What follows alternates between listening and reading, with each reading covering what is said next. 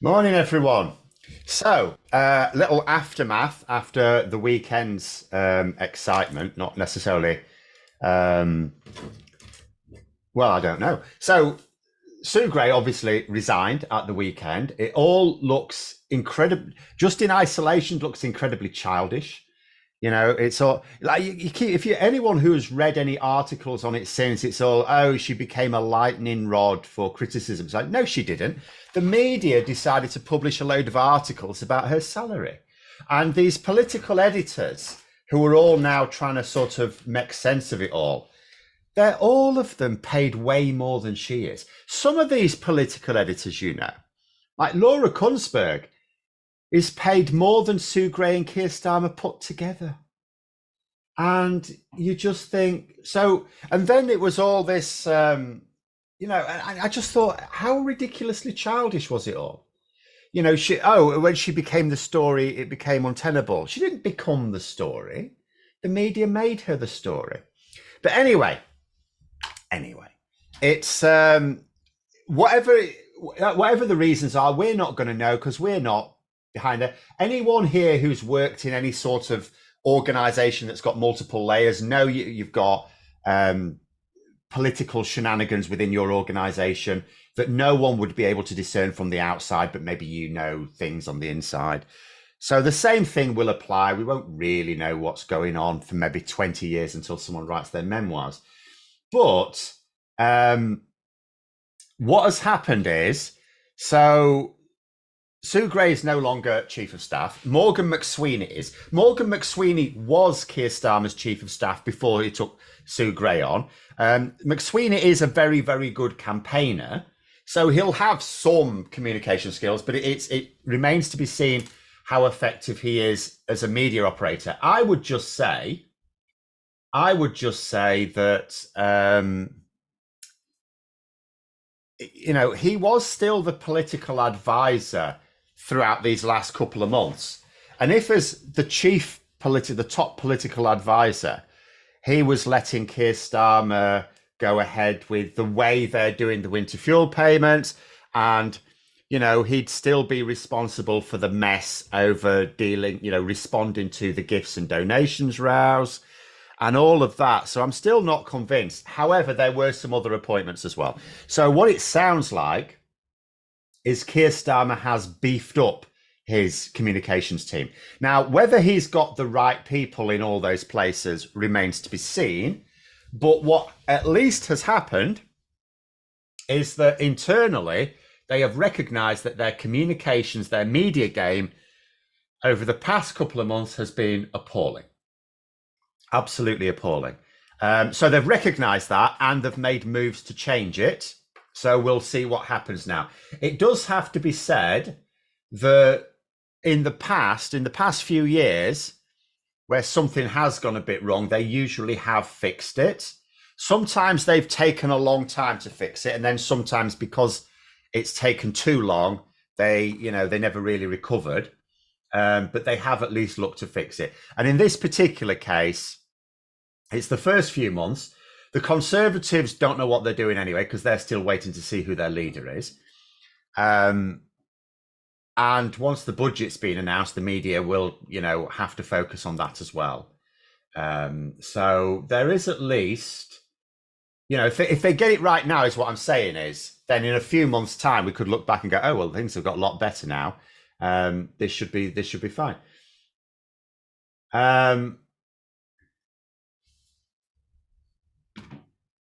Patrick there saying, unfortunately, Starmer needs to get a grip on his party. The PR is continuing to be a disaster.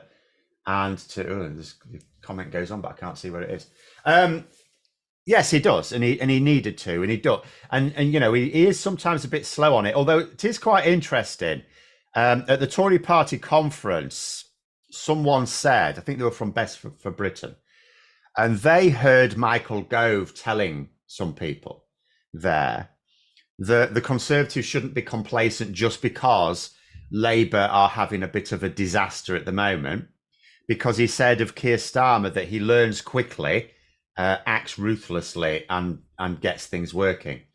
So, I mean, what we've seen here could be that. He's certainly, he's not doubling down. If we think about in the past few years, Boris Johnson, Liz Truss to an extent, but she was in too short for us to really say for certain, and definitely Rishi Sunak all used to double down on things.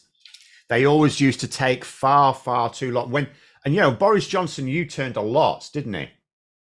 But it was always too. No. There was one U-turn that was very quick. There was the Owen Paterson U-turn, if you remember that. That was where he got his MPs to basically abolish the Standards Committee to get his mate Owen Paterson off.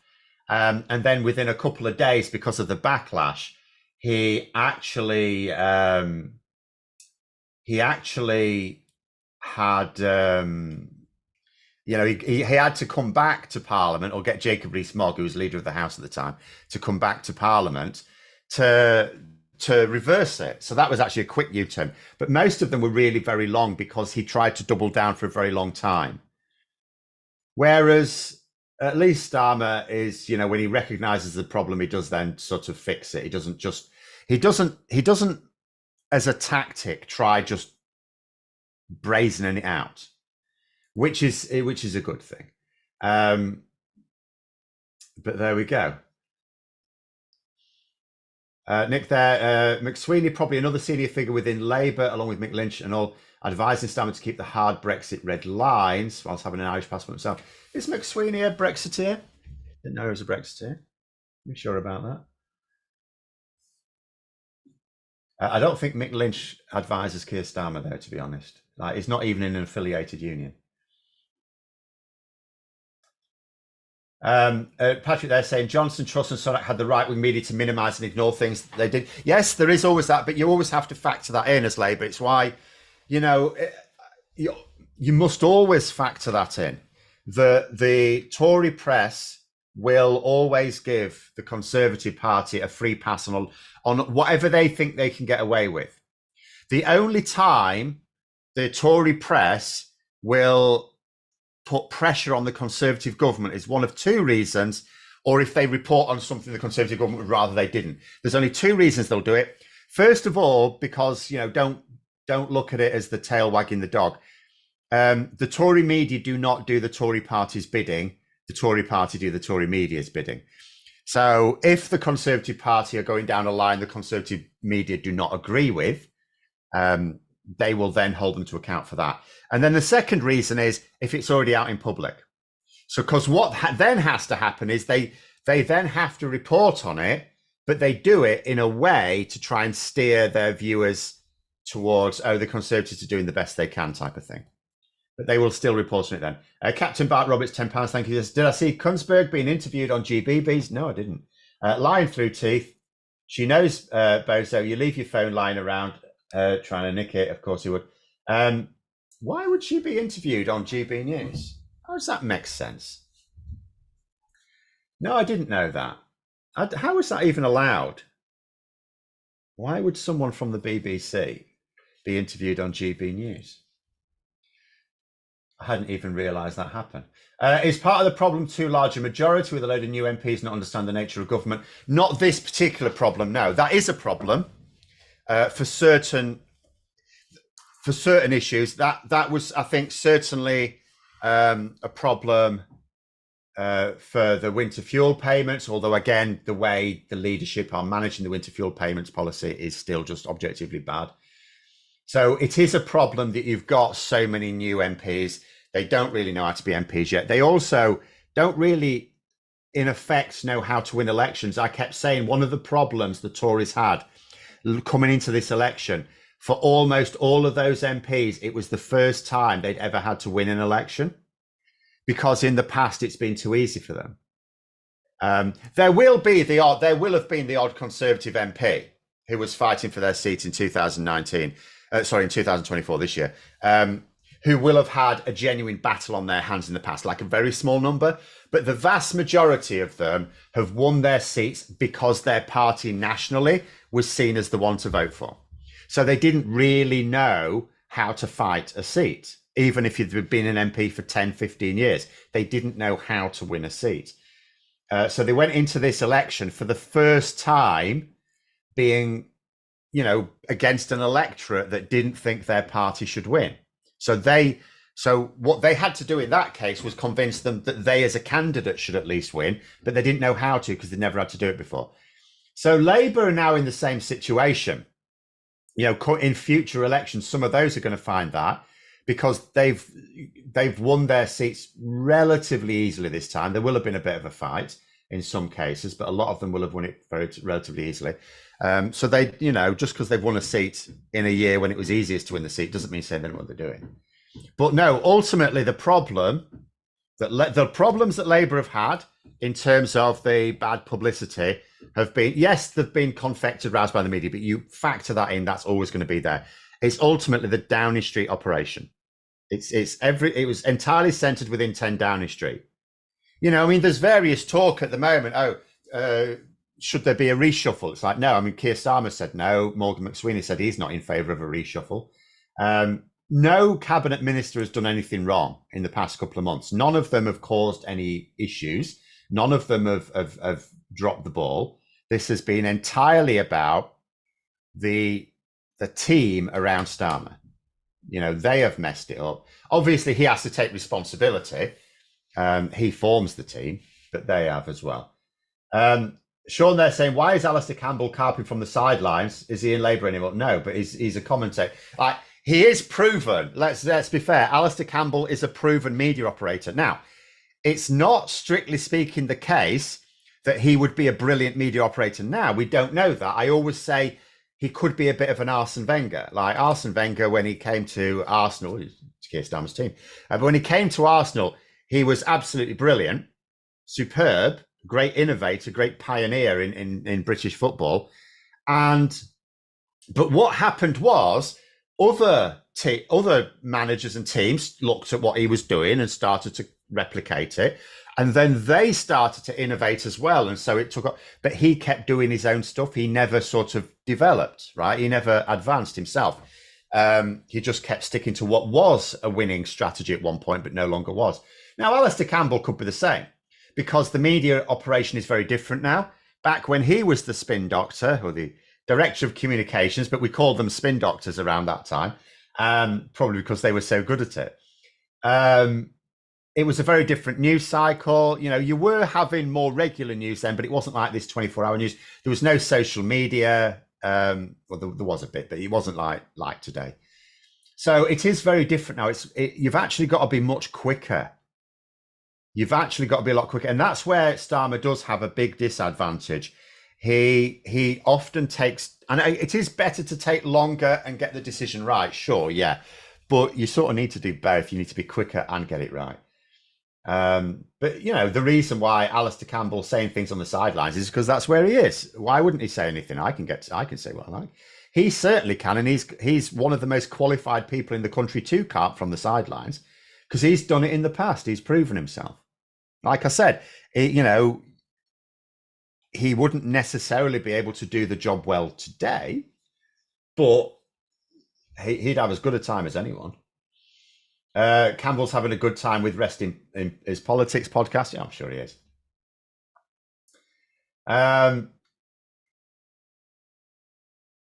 Media reform, Starmer needs to make noises about it. That might rein in the Tory press a little, or the opposite. I don't know. There does need to be press reform. I'm not sure you want to threaten it as a way to keep them in line because I don't think it'll work. Apart from anything else, because here's the other problem. So we could look at the last couple of months as, the media are mostly backing the Tories, and even the bits of the media that aren't backing the Tories, most of them, not all, but most of them will always, you've got more clicks in bashing the government, right? So why not? Why not do it?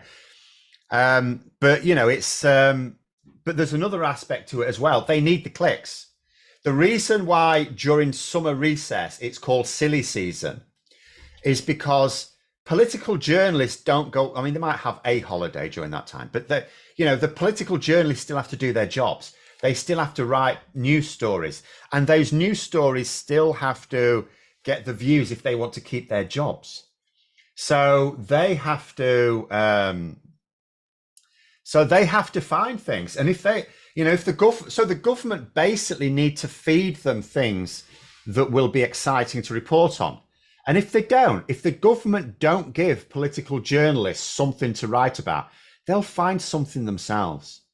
And they will make something up or embellish something, whatever you like. I mean, as I say, we have a media that is not afraid to just make things up, just actually lie.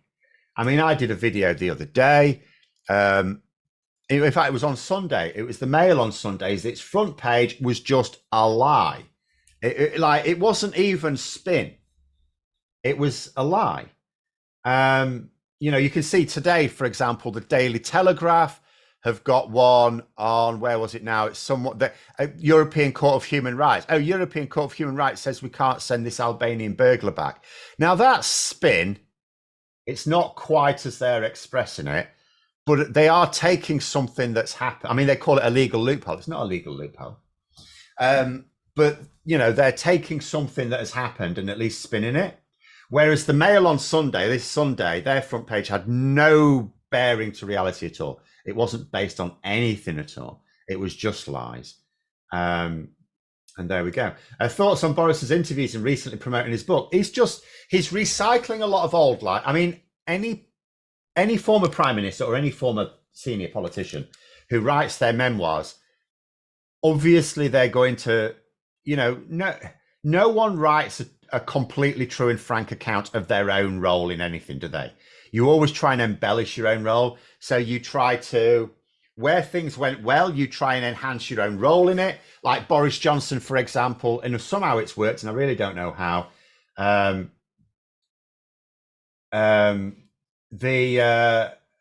He talks about, all the stuff he's done for Ukraine, and Ukraine consider him some sort of hero. And I'll keep trying to explain, he didn't do anything. He didn't do anything for Ukraine at all. Ben Wallace, in terms of the military help, it was we were just basically following America's lead. But in terms of a member of the government who actually did it, it was Ben Wallace. It wasn't Boris Johnson. Boris Johnson's paid by pissing Russian oligarchs still today, for goodness sake. And he's promoting Donald Trump, for example, who is the man who will basically be doing Putin's bidding. So, no, it's Boris Johnson has done nothing for Ukraine, but that's what he'll do. Where his government did something useful, he will try and take more credit. Where something went wrong, he will blame others, as he has done. On the ITV, someone was saying to him, look, in your book, you're like attacking Dominic Cummings and Lee Kane and Rishi Sunak and blah, blah, blah. And you appointed all these people. Doesn't that mean you've got a terrible judge of character then? And he really had no answer to that. But that's what he's doing. He's recycling old lies to embellish, to make out that he was brilliant. And anything that went wrong was someone else's fault. Or he's actually coming up with new lies. There are a few new lies in there. Like, for example, on the first lockdown, he said, oh, if I'd have locked down early, it would have been against the scientific advice. It's like, no, the scientific advice was to lock down earlier. In fact, his own chief scientific officer in the summer of 2020 actually told MPs, he was called before MPs, a select committee, and he actually said, yeah, we advised that the government should have locked down a week earlier.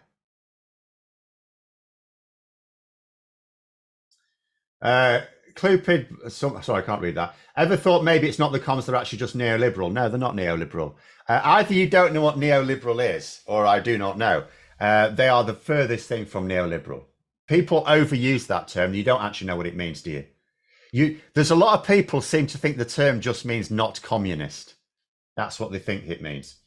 The budget, neoliberal specifically means small state. Small state. Shrinking back public services, public spending to the bare minimum. That is not what we're getting in this budget. We know that. They've already announced it. It was in the manifesto. There are going to be some surprise in this budget, but some of the things that are not going to be a surprise. There's going to be an increase in public spending. There's going to be an increase in capital spending. There is not going to be anything close to austerity. The £22 billion black hole, Labour have already said it, that's going to be filled with taxes on the rich. I mean, for goodness sake, that is the opposite of a neoliberal response. But there's a lot of people use the word. Some people know what it means and they're just lying about it. And some people just don't know what it means.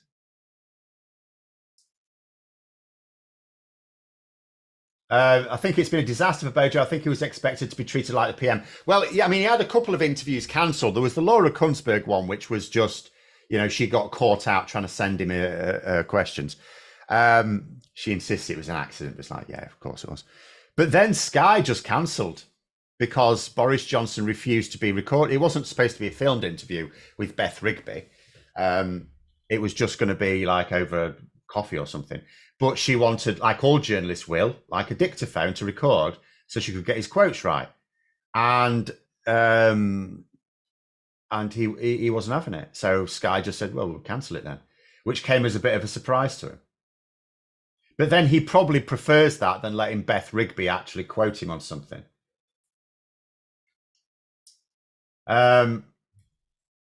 Says anyone who listens to Johnson and doesn't think, why has he lied to me, needs their head read. Well, the problem is a lot of people aren't actually interested in the details of how a government wants to fix things. They just want it fixed. So someone like, this is why populists do quite well. I mean, most people, to be fair, don't have the time to understand the detail. I mean, I don't have the time to understand the detail on everything, just like some of my particular areas of interest. And it's, so someone like Boris Johnson does very well because he'll just talk about outcomes, which is all people want. And that's all people really want is the he says he's going to make the NHS better. Well, I want the NHS to be better, so that sounds good to me. Whereas then they listen to someone else who's more serious saying, so we want to make the NHS better, but we've got these various problems. And it's, there's a lot of trade-offs with dealing with these problems. And people listen to that and thinking, oh, no, this all sounds quite bad. They do. Oh, no. I think I'll go with the guy who just says he's going to make everything better. And it's just unfortunately how it works. I mean, I've been reading, again, in the last week, there's, so the Conservatives at the moment are obviously trying to work out where they've gone wrong. And in a simple way, it is simple. And in other way, so there's this Conservative think tank that's done this big study, right? And the study itself is a decent enough study, but some of the things they put in it are just mad. Like they recognise that the Conservatives lost ultimately because of competence, right? And that's all it is, competence. And yet they go on about policies, and it's like people don't care about policies. People vote. Most voters really like. And this is an exercise I would do just to prove it to politicians. Get a big room of just random voters who voted for your party, and then ask them to talk in detail about just one of your policies. And I bet you they can't. Some will. There'll be some people who are really interested in politics, and they will have known what some of your policies were, and they'll know some of them in detail, right? The average voter, the vast majority of voters, ask them to name a single policy of their party, and indeed not just they think we should have more like green technology. Ask them for one policy in detail, how they're going to deliver it or how they aim to deliver it, and I bet you they can't, because people don't care about policies. They don't.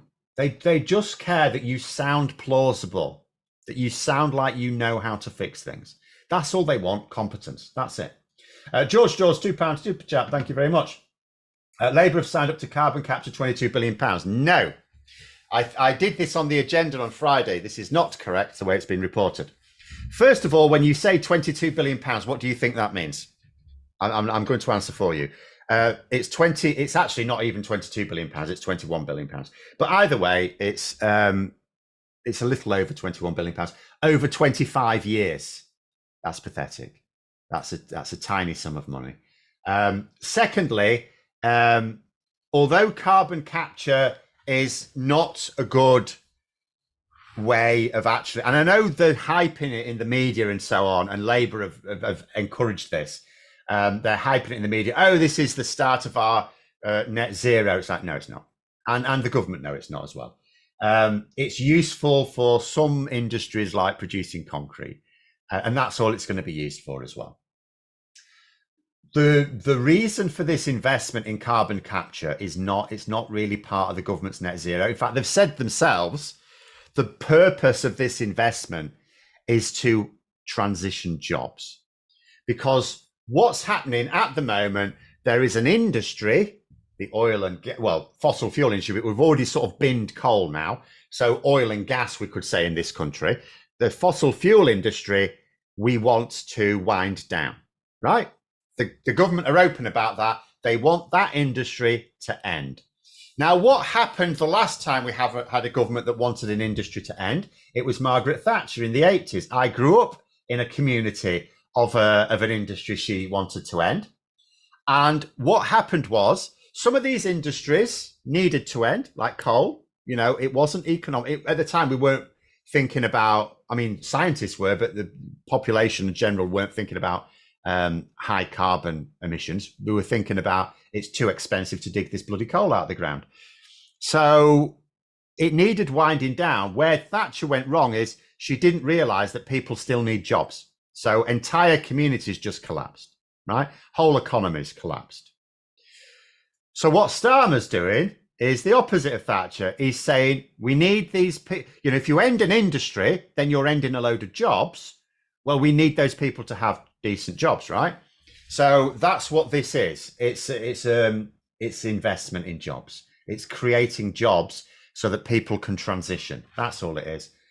In terms of its practical, and again, it's costing next to nothing. 22 billion. It's not 22 billion pounds. It's 21 and a bit billion pounds over 25 years. It's not even £1 billion a year.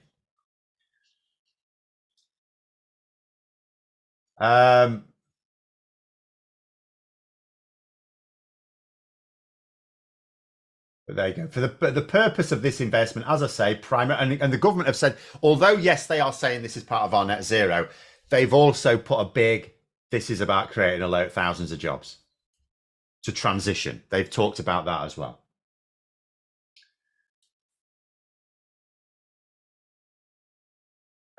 Phil mentioned about people not knowing the definition of neoliberalism a few times without elaborating. Would you agree it's basically free market capitalism?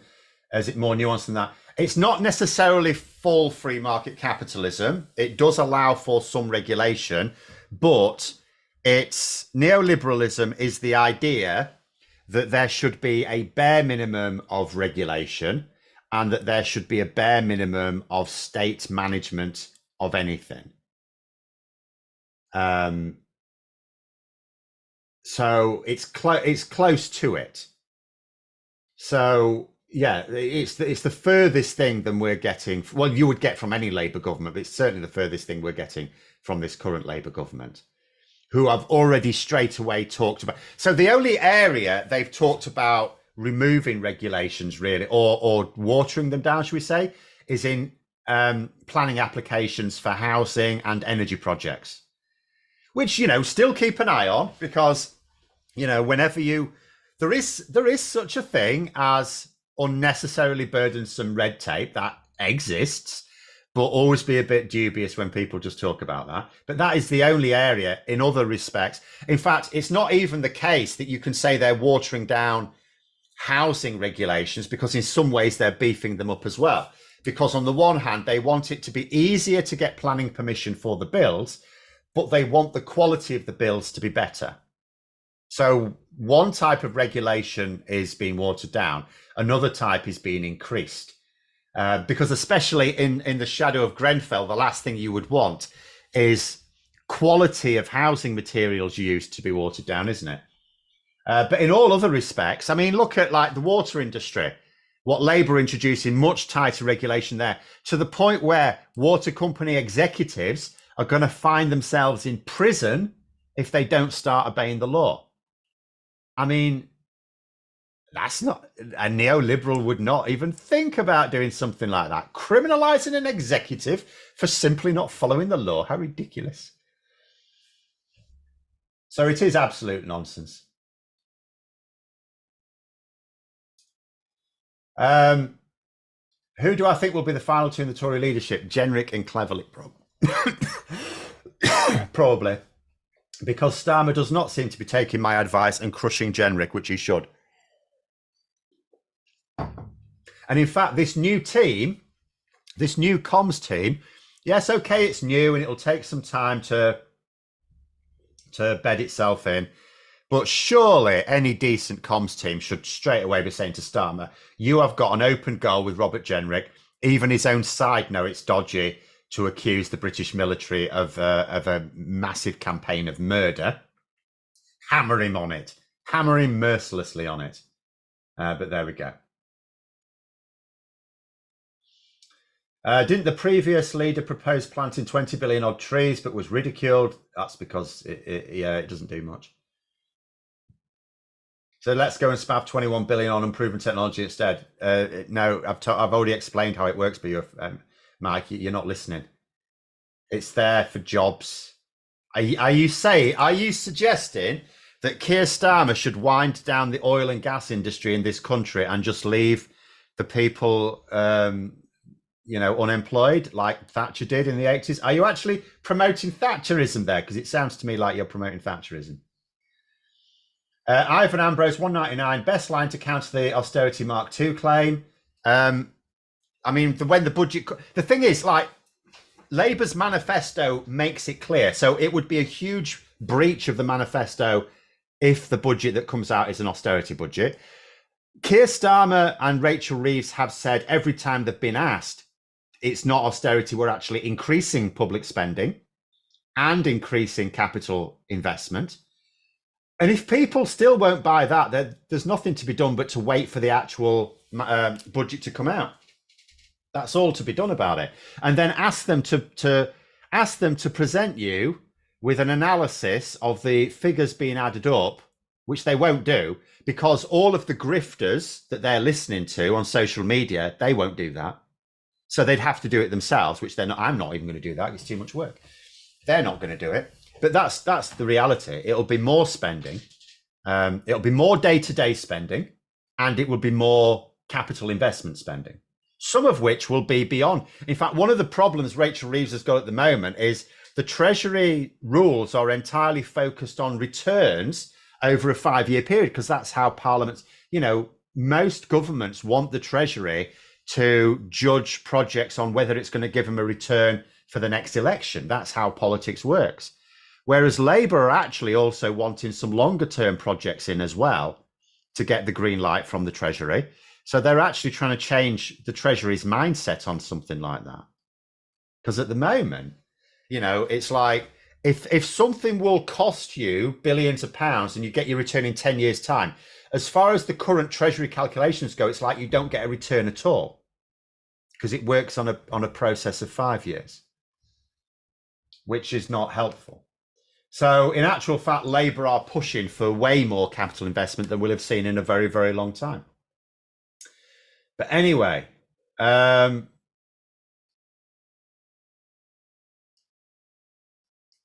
there we go. We'll have to leave it there. There's we've gone all over the place, and I'm we'll do this last one. It's always funny. Funny how Phil always has to misrepresent the question and put words in people's mouth. No, I'm not. I'm anti-admitting. When he can't even admit Starmer took part in chicken coup. Seriously, just Google it. You've done your own research on Facebook, have you? Chicken coup, behave yourself. Are we still plugging the victim complex for Corbyn here? Are we still plugging the victim complex? No, the fact of the matter is what Keir Starmer did was win an election, win a large majority, and we'll have people with better real terms pay in the next few years. We're going to have the NHS in better shape. We're going to have energy in better shape. We're going to have public transport in better shape. That's what the reality is. But there we go. Thanks very much for coming on, everyone. Have a great day. Don't forget to click the like button and to subscribe as well. Until next time, I'll see you later.